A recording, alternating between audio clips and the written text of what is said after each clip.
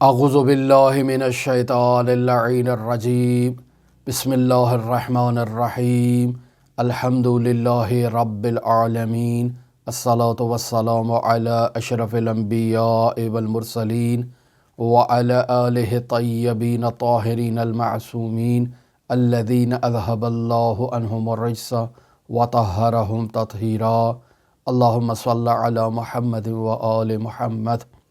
اللہم اخرجنا من الظلمات الوہم واکرمنا بنور الفہم اللہم افتح علینا ابواب رحمتک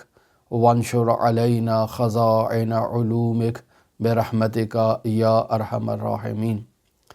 عزیزان محترم، کتاب وسائل الشیعہ ابواب جہاد بالنفس چوتھا باب ہم آپ کی خدمت میں بیان کر رہے تھے۔ بیان ہوا تھا کہ اس باب میں ٹوٹل 31 روایات موجود ہیں کہ جن روایات میں یہ بیان کیا گیا ہے کہ ایک مومن میں کن خصوصیات کا ہونا ضروری ہے۔ مکارم اخلاق میں سے اور صفات حمیدہ میں سے ایک مومنین میں کن پسندیدہ مکارم کا اور پسندیدہ صفات کا ہونا یہ نہایت ہی ضروری ہے، اور اگر وہ صفات مومن میں نہیں پائی جائیں گی تو وہ ایمان کے درجہ کمال پر فائز نہیں ہوگا۔ لہٰذا ان 31 روایات کو ہم نے آپ کی خدمت میں بیان کیا، اور آج یہی 31ویں روایت کا آخری حصہ، چونکہ روایت طولانی تھی، ہم نے اسے 2 حصوں میں تقسیم کیا۔ پہلا حصہ کل آپ کی خدمت میں بیان ہو چکا، اور آج اس کا دوسرا حصہ بیان کریں گے، اور در واقع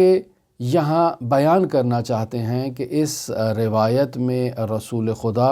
صلی اللہ علیہ وآلہ وسلم کے لیے خداوند متعال نے ایک تحفہ بھیجا ہے۔ لہٰذا روایت کا متن کچھ یوں ہے کہ فی حدیث مرفوع الی النبی صلی اللہ علیہ وآلہ وسلم، حضرت امام جعفر صادق علیہ السلام سے ایک روایت ہے جس میں انہوں نے رسول خدا صلی اللہ علیہ وآلہ وسلم سے اس نورانی مطالب کو نقل کیا ہے، لیکن امام جعفر صادق علیہ السلام تک یہ روایت مرفوع ہے، یعنی اس روایت میں کچھ راوی موجود نہیں ہیں، لیکن روایت کا متن اس بات پر دلیل ہے کہ یہ جو مطالب نقل ہو رہے ہیں یہ نہایت ہی نورانی اور نہایت ہی خالص دینی مطالب ہیں، اور ان کی تائید پر آپ کو قرآن مجید سے اور دوسری روایات سے مطالب مل جائیں گے۔ لہٰذا اگر حدیث مرفوع بھی ہے تب بھی قابل اعتماد ہے۔ لہٰذا اس حدیث مرفوع میں یوں بیان ہوا کہ جاء جبرائیل علیہ السلام الی النبی صلی اللہ علیہ وآلہ وسلم، کہ جبرائیل رسول خدا کی خدمت میں آتے ہیں، فقال، اور کہتے ہیں، یا رسول اللہ، ان اللہ تبارک و تعالی ارسلنی الیک بہدیۃ، یا رسول اللہ، اللہ تبارک و تعالی نے مجھے آپ کے پاس ایک تحفہ دے کر بھیجا ہے، لم یعطیہا احدا قبلک، کہ آپ سے پہلے اس تحفے کو اللہ تبارک و تعالی نے کسی اور نبی کے لیے نہیں بھیجا۔ اب یہاں حدیث کا مضمون آپ کی خدمت میں بیان ہو چکا، ہم اس نقطے پر پہنچے تھے کہ رسول خدا جبرائیل سے زہد کے بارے میں سوال کر رہے ہیں اور زہد کے تفسیر کا مطالبہ کر رہے ہیں کہ تفسیر بیان کی جائے۔ اس فقرات کو کل ہم اپنی گفتگو میں آپ کے ساتھ ہم نے آغاز کیا لیکن مکمل نہیں کر سکے، لہٰذا دوبارہ اسی زہد کے کلمات کو آپ کی خدمت میں بیان کرتے ہیں۔ قل، تو رسول خدا صلی اللہ علیہ وآلہ وسلم کہتے ہیں کہ میں نے کہا، یا جبرائیل، اے جبرائیل، فما تفسیر الزہد، اے جبرائیل ذرا یہ تو بتائیے کہ زہد کا کیا مطلب ہے اور زہد کی کیا تشریح ہے۔ قال، تو جبرائیل کہتے ہیں، الزاہد یحب من یحب خالقہ، زاہد ایسے شخص کو کہا جاتا ہے جو اس چیز سے محبت کرتا ہے جس سے اس کا خالق محبت کرتا ہو، یعنی زاہد نے اپنی زندگی میں محبت کا معیار خالق کی محبت کو قرار دے رکھا ہے۔ میرا خالق جس سے محبت کرے گا اس سے میں محبت کروں گا، اور جس سے میرا خالق محبت نہیں کرے گا بلکہ بغض رکھے گا، دوری رکھے گا، میں اس شے سے دوری رکھوں گا۔ لہٰذا یحب من یحب خالقہ، زاہد ہر اس شے سے، ہر اس شخص سے محبت کرے گا، یحب خالقہ، کہ جس سے اس کا خالق محبت کرتا ہے، یا جو چیز خالق سے محبت کرتی ہے، یہ بھی معیار قرار پا سکتا ہے۔ وَیُبْغِضُ، اور یہ زاہد شخص عناد رکھے گا، بغض رکھے گا، من ہر اس چیز سے، یبغض خالقہ، جو اس کے خالق سے بغض رکھتی ہے، یا خالق اس شے سے جو ہے وہ نفرت رکھتا ہے یا اس شے کو پسند نہیں کرتا ہے، سالک ان دونوں چیزوں سے اعراض کرے گا اور دوری کرے گا۔ پھر اس کے بعد فرماتے ہیں وَيَتَحَرَّجُ مِنْ حَلَالِ الدُّنْيَا، زاہد ایسے شخص کو کہا جائے گا جو حلال دنیا سے دوری اختیار کرتا ہے اور اجتناب کرتا ہے، وَلَا يَلْتَفِتُ إِلَىٰ حَرَامِهَا، اور حرام الہی کی طرف ملتفت اور متوجہ نہیں ہوتا ہے۔ یعنی اتنا اس نے اپنے وجود پر کنٹرول کر رکھا ہے کہ جس شے کو اللہ نے حرام قرار دیا ہے اس کی طرف توجہ بھی اس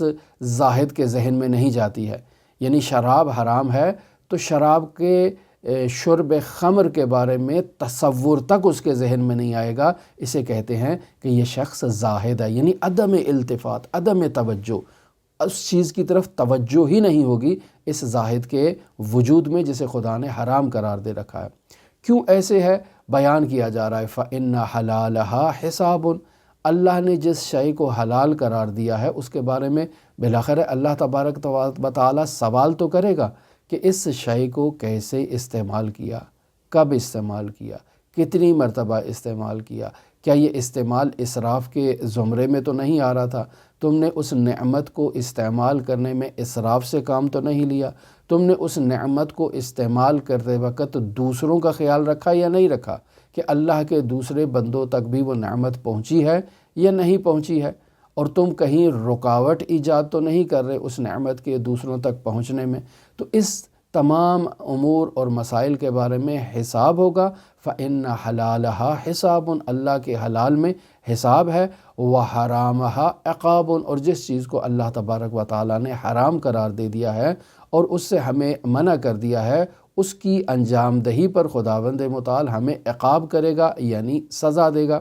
وَيَرْحَمُ جَمِيعَ الْمُسْلِمِينَ كَمَا يَرْحَمُ نَفْسَهُ، یہ زاہد شخص اللہ کی تمام مخلوقات پر اور بطور خاص تمام مسلمین پر یہ سالک رحم کرے گا عین اسی طرح جیسے یہ اپنے نفس پر اور اپنے وجود پر رحم کرتا ہے۔ جیسے یہ زاہد اپنا خیال رکھتا ہے، اپنی ضروریات کا خیال رکھتا ہے، اپنی آسائشوں کا خیال رکھتا ہے، اپنی سہولیات کا خیال رکھتا ہے، ایسے ہی یہ دوسرے مسلمانوں پر رحم کرتے ہوئے ان کی ضروریات کا خیال رکھے گا، ان کی مشکلات کو حل کرنے کے لیے جد و جہد کرے گا، اقدام کرے گا، کوششیں کرے گا۔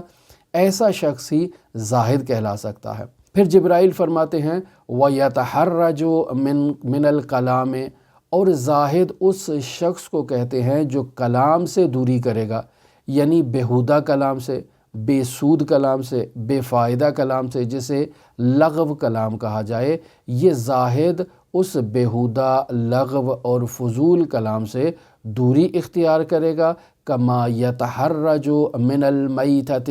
جیسے یہ زاہد میت سے اور مردار سے دوری اختیار کرتا ہے۔ کون سے مردار سے؟ التی قد اشتد نتنہا، وہ مردار کہ جس کے وجود سے بدبو نہایت ہی شدید آ رہی ہو، یعنی ایسا مردار جس کو زمین پر مرے ہوئے کچھ ٹائم بیت چکا ہو اور وقت کے گزرنے کے ساتھ جیسے ہی اس کا بدن تحلیل ہونا شروع ہو تو اس تحلیل ہونے کے نتیجے میں اس کے بدن سے بدبو آنا شروع ہو جاتی ہے، اور آہستہ آہستہ وقت گزرنے کے ساتھ ساتھ اس بو میں شدت آ جاتی ہے۔ تو جیسے ایک انسان مردار کے وجود سے فرار کرتا ہے، ایسے مردار سے کہ جس کے وجود سے نہایت ہی شدید بدبو آ رہی ہو، تو یہ انسان اس مردار کی بدبو کی شدت کے باعث اس مردار سے دوری کرتا ہے، ایسے ہی یہ زاہد انسان جو ہے وہ بیہودہ اور لغو اور بے معنی اور لا یعنی اور لغو اور غیبت پر مشتمل کلام سے یہ زاہد دوری کرتا ہے۔ پھر جبرائیل فرماتے ہیں وَيَتَحَرَّجُ عَنْ حُطَامِ الدُّنْيَا وَزِينَتِهَا، یہ زاہد جو ہے وہ دنیا اور دنیاوی زینتوں سے دوری اختیار کرے گا۔ كَمَا يَتَجَنَّبُ النَّارَ أَنْ تَغْشَاهُ، جیسے اس آگ سے کہ جو شدت اختیار کر چکی ہے اور جو شعلوں میں دہک رہی ہے، اس آگ سے جیسے دوری اختیار کی جاتی ہے، عین اسی طرح سے یہ زاہد بندہ دنیا اور دنیاوی زینتوں سے دوری اختیار کرے گا۔ پھر جبرائیل فرماتے ہیں وَأَن يُقَصِّرَ عَمَلُهُ، یعنی اس زاہد کی آرزوئیں قصیر ہوں گی یعنی مختصر ہوں گی۔ وَكَانَ بَيْنَ عَيْنَيْهِ أَجَلُهُ، اور ہمیشہ اس کی آنکھوں کے سامنے اس کی موت ہوگی، یعنی اس قدر وہ موت کے بارے میں فکر کرے گا، موت کے بارے میں اس قدر اس کی توجہ ہوگی کہ طولانی آرزوئیں اس کے وجود میں ہرگز اپنی جگہ نہیں بنائیں گی۔ وہ طولانی آرزوؤں کو اپنے وجود میں پنپنے کی اجازت نہیں دے گا کہ میں نے 10 سال بعد یہ کام کرنا ہے، میں نے 20 سال بعد یہ کام کرنا ہے، میں نے 5 سال بعد فلاں علاقے میں کوٹھی بنانی ہے، فلاں جو ہے ماڈل کی گاڑی خریدنی ہے، فلاں ملکوں میں میں نے تفریح کے لیے اور سیر سپاٹے کے لیے وزٹ کرنا ہے۔ یہ جو انسان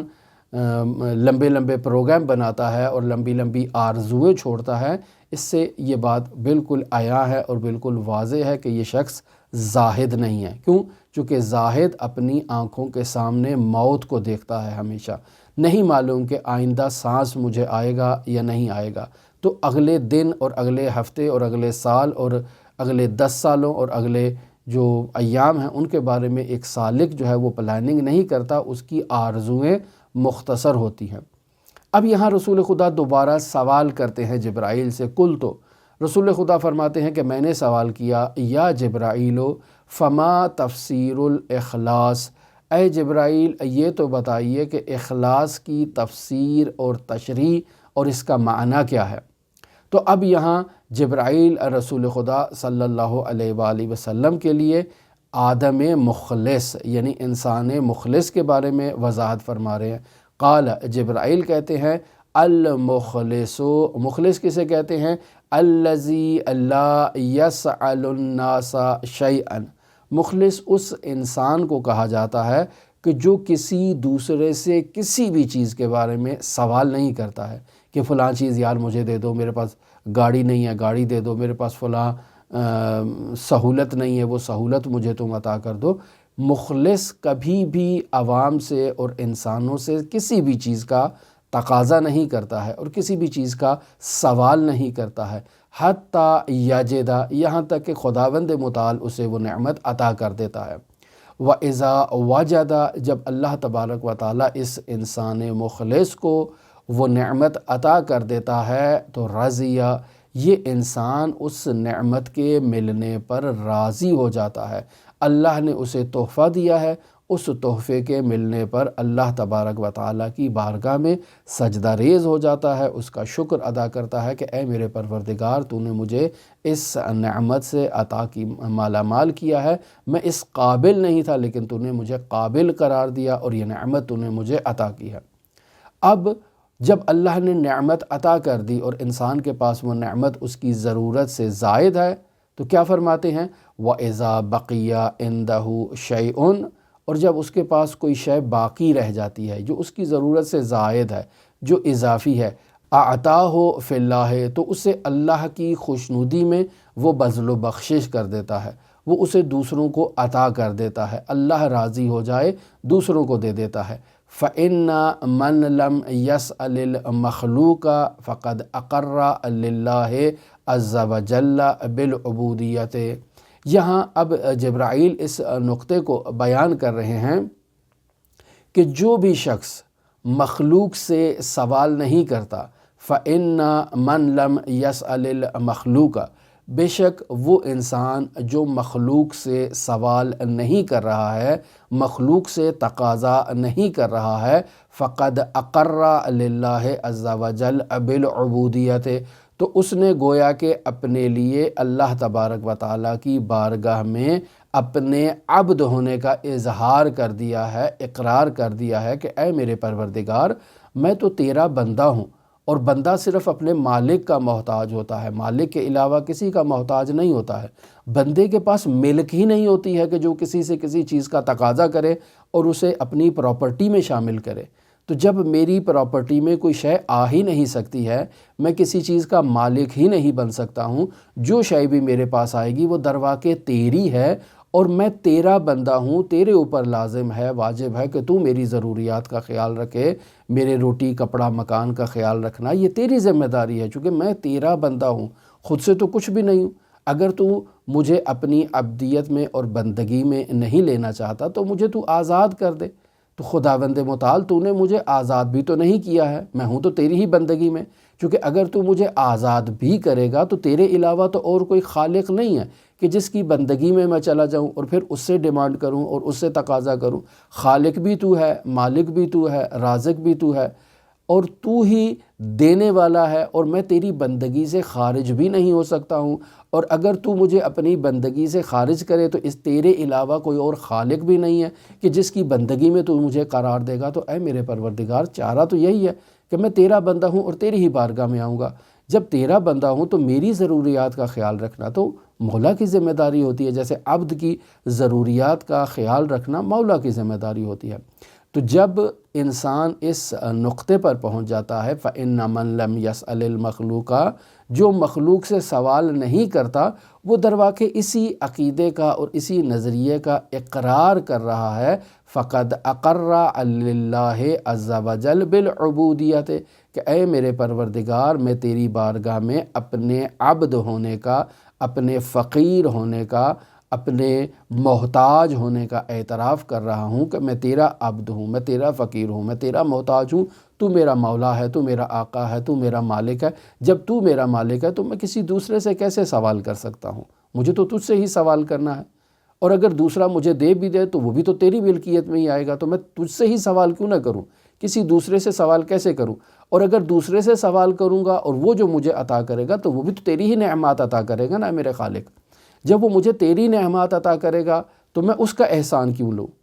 اس کو بھی تو نے نعمت دی ہے، مجھے بھی تو نعمت دے، اس کا بھی خالق تو ہے، میرا بھی تو ہے، اس کا بھی رازق تو ہے، میرا بھی رازق تو ہے۔ تو جب میں تیرا بندہ ہوں تو میں اس سے کیوں سوال کروں؟ وَإِذَا وَجَدَ، جب وہ اس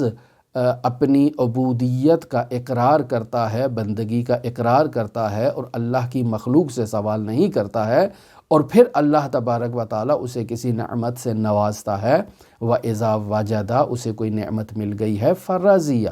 تو وہ اللہ تبارک و تعالیٰ سے راضی ہو جاتا ہے، فَهُوَ عَنِ اللَّهِ رَاضٍ، اور اب وہ اللہ سے راضی ہو جاتا ہے کہ اللہ تبارک و تعالیٰ نے مجھے اپنی نعمات سے نوازا ہے۔ واللہ تبارک و تعالی عنہ راضٍ، اب جب یہ بندہ اللہ سے راضی ہے تو اللہ بھی اپنے اس شاکر اور راضی بندے سے راضی ہے۔ ہماری طرح نہیں ہے کہ اسے اللہ نے کوئی نعمت عطا کی تو استعمال بھی کر لی، ڈکار بھی لے لیا اور الحمدللہ نہیں کہا، خداوند متعال کی بارگاہ میں سجدہ ریز نہیں ہوئے کہ خداوند متعال تو نے ہمیں یہ نعمت عطا کی ہے۔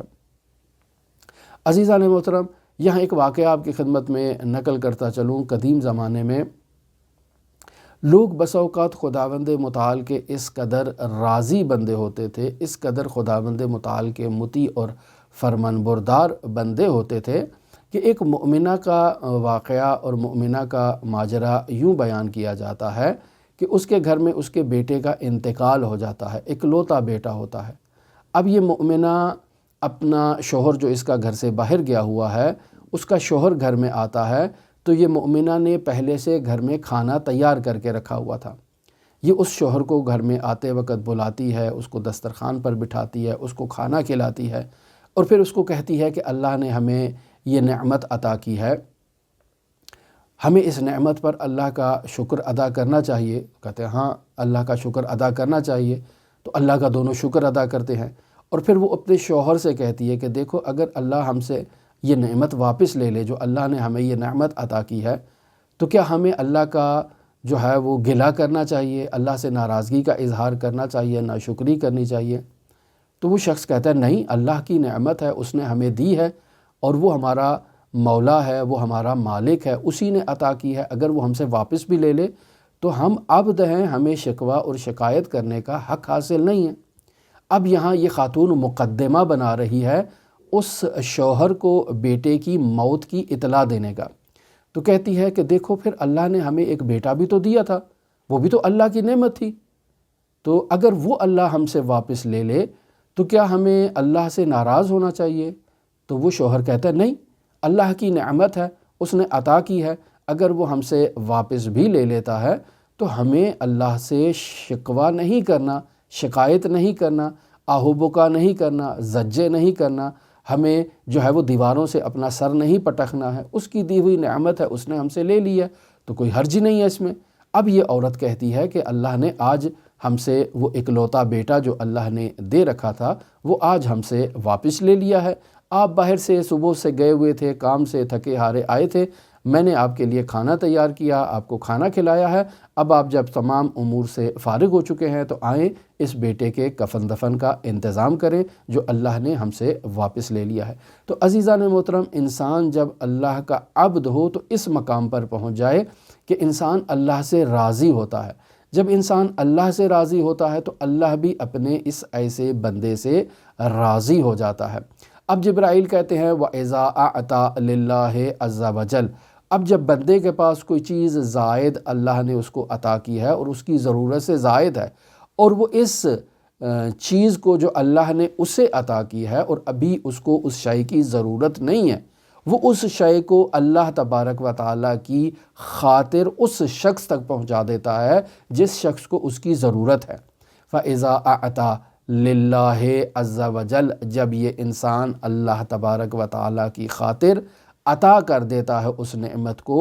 فَهُوَ عَلَى حَدِّ الثِّقَةِ بِرَبِّهِ عَزَّ وَجَلَ، تو گویا کہ اس انسان کو اپنے پروردگار پر اعتماد ہے کہ یہ چیز مجھے اللہ نے دی تھی، میری ضرورت سے زائد ہے، یہ میں فلاں ضرورت مند شخص کو اللہ کی خوشنودی میں دے دیتا ہوں، اور مجھے اللہ پر اعتماد ہے کہ جب یہ چیز مجھے ضرورت ہوگی تو اللہ تبارک و تعالیٰ خود مجھے اس شے کو عطا کرے گا اور مجھے یہ چیز دے دے گا، لہٰذا مجھے اللہ پر اعتماد ہے، اسے اللہ کی راہ میں دے دیتا ہے اور انفاق کر دیتا ہے۔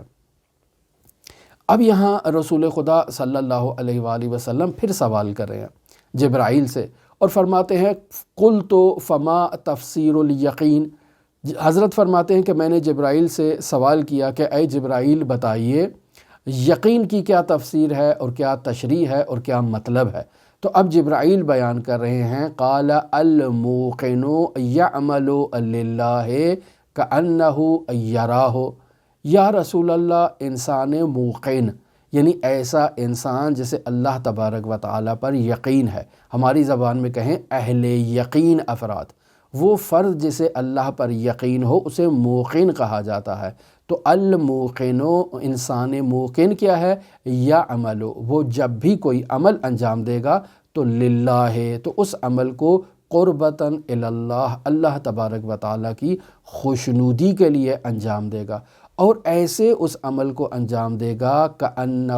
یراہ، کہ گویا اللہ تبارک و تعالیٰ میرے سامنے بیٹھ کر میرے اس عمل کو مشاہدہ کر رہا ہے کہ میں اس عمل کو کیسے انجام دے رہا ہوں، آیا اخلاص کے ساتھ انجام دے رہا ہوں یا نہیں دے رہا، آیا آداب اور شرائط کا لحاظ رکھ کر اس عمل کو انجام دے رہا ہوں یا نہیں۔ تو انسان ایسے عمل انجام دے جیسے اللہ تبارک و تعالیٰ اسے دیکھ رہا ہے۔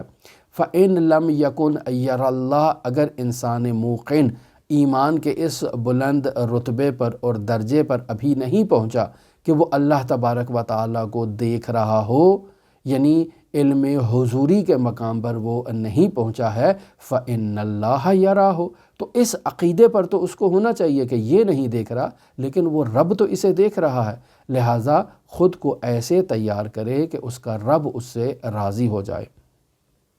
پھر انسان موقن کے لیے جبرائیل فرما رہے ہیں وَأَن يَعْلَمَ يَقِينًا أَنَّ مَا أَصَابَهُ لَمْ يَكُنْ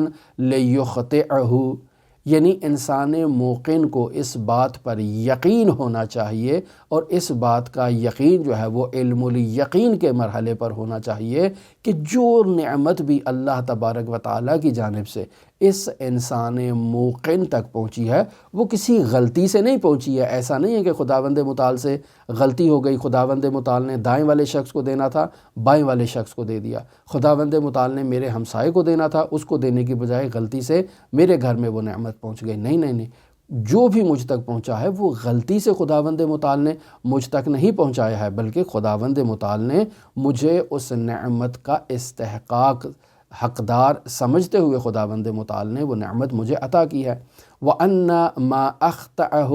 لَمْ يَكُنْ لِيُصِيبَهُ، اور جو چیز اس تک نہیں پہنچی ہے وہ درواقع اس تک پہنچنا ہی نہیں تھی، یعنی اللہ تبارک و تعالیٰ نے وہ نعمت اس کو عطا کرنا ہی نہیں تھی۔ تو انسان موقن جو اللہ نے عطا کیا ہے اسے اللہ کی طرف سے سمجھ کر اس پر راضی ہوتا ہے، اور جو چیز اللہ نے عطا نہیں کی ہے اسے خطا کا نام نہیں دیتا کہ میری تک آنی تھی وہ ہمسائے تک چلی گئی ہے تو یہ غلطی ہو گئی ہے۔ نہیں، اللہ نے وہ مجھے دینا ہی نہیں تھی۔ جب دینا ہی نہیں تھی تب بھی انسان اللہ تبارک و تعالیٰ کا شکر ادا کرتا ہے۔ وَهَذَا كُلُّهُ أَغْصَانُ التَّوَكُّلِ، یہاں جبرائیل رسول خدا سے فرماتے ہیں کہ یا رسول اللہ، یہ جتنا بھی میں نے آپ کی خدمت میں تشریحات بیان کی ہیں یہ سب کی سب توکل کی شاخیں ہیں، وَمُنْدَرَجَةُ الزُّہد، اور یہ سب کی سب زہد کے ماتحت قرار پاتی ہیں۔ تو عزیزان محترم، یہ وہ طولانی روایت تھی جسے مرحوم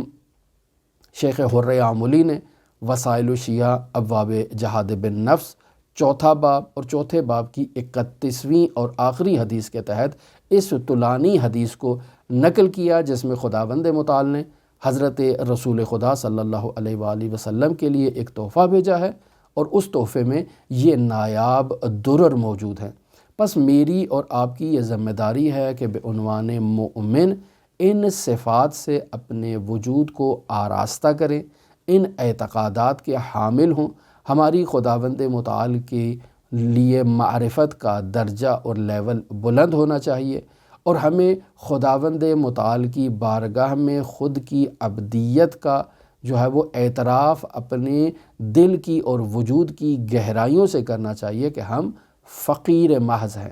ہم فقر رکھتے ہیں، ہم محتاج ہیں، ہم اپنے وجود میں بھی محتاج ہیں، اپنے وجود کی بقا میں بھی اس کے محتاج ہیں۔ لہٰذا ہمیں خداوند متعال پر ایسے توکل کرنا چاہیے اور ایسے زاہد بننا چاہیے جو اس حدیث میں بیان کیا گیا ہے۔ ہماری دعا ہے کہ خداوند متعال ہمیں یہ سعادت نصیب کرے کہ ہم ان صفات حمیدہ سے اور ان اخلاق حسنہ سے خود کو آراستہ کر سکیں۔ ہماری دعا ہے کہ خداوند متعال منجی عالم بشریت حضرت صاحب العصر والزمان کے ظہور میں تعجیل فرمائے۔